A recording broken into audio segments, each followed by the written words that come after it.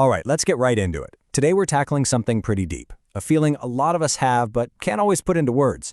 It's that friction, That clash between a really curious, active mind and the sort of pre-packaged life path society tells us we should follow. Have you ever felt that? Seriously, this idea of a normal life, with a 9-to-5 job and the standard milestones, does it ever feel less like a path to freedom and more like, well, a cage? So that's what we're going to do. We're going to unpack that exact feeling. We'll dive into this conflict between a unique way of thinking and the conventional world to figure out why this tension even exists and what it really means if you're the one feeling it. Okay, first up, the normal life prison. And let's be clear, if you feel this sense of confinement, you're not crazy. It's a very real thing for a lot of people who just don't fit into that one-size-fits-all box. So, where does that feeling of being trapped actually come from? Well, a lot of it can be traced back to what we can call the linear path problem. And that's really the source of all this friction. Let's break down what that actually is. So the linear path, think of it as the script we're all sort of handed from birth, right? Go to school, get a good job, climb that ladder, get married, buy the house, and then eventually retire.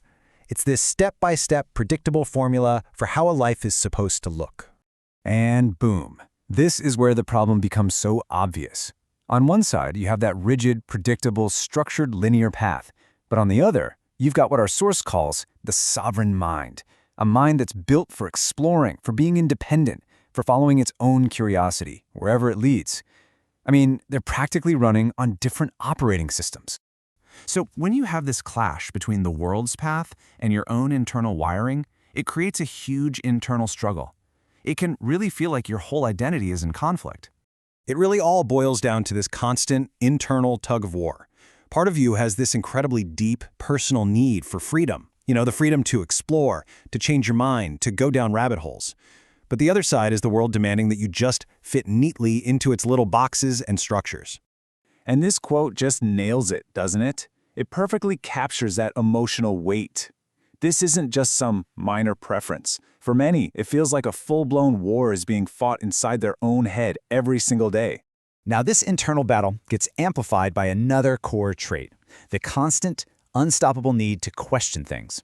And it's so important to get this right. This isn't about just being a rebel for the sake of it. It's actually about a deep, fundamental need for logic. Yeah, our source material describes it as a cognitive trait. It's just how the brain is wired. It's not enough for someone to say, hey, this is just how it's done. No way.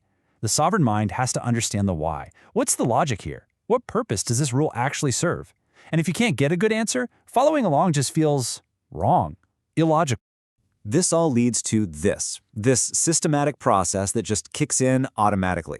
So first, you come across a rule or some kind of social expectation. Immediately, your brain starts to take it apart, analyzing the logic behind it.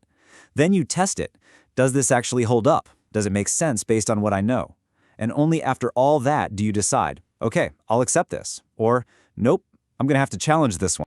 Okay, so we've laid out the problem, we've talked about the conflict and the thinking style behind it. So now what? Where do we go from here? Well, it all starts by completely reframing how you see this entire struggle. So let's do a quick recap of these core traits, right? You feel totally boxed in by linear paths. You're living with this constant conflict between your need for freedom and the world's need for structure. You have to understand the why behind everything. And you're just powered by this engine of curiosity and independence. See? These aren't just random quirks. They're a package deal. And this is the big one. If you take away only one thing, let it be this. These are not flaws. You are not broken. You don't need to be fixed. You are simply running on a different operating system. It's an OS that prioritizes depth and logic and freedom over just fitting in. So I want to leave you with this final question to really think about. Maybe this whole lifelong struggle to find your place on the path, maybe it's the wrong goal entirely. What if your real job isn't to find your little spot on a map someone else drew, but to use all these incredible, unique traits to draw a map that is completely 100% your own?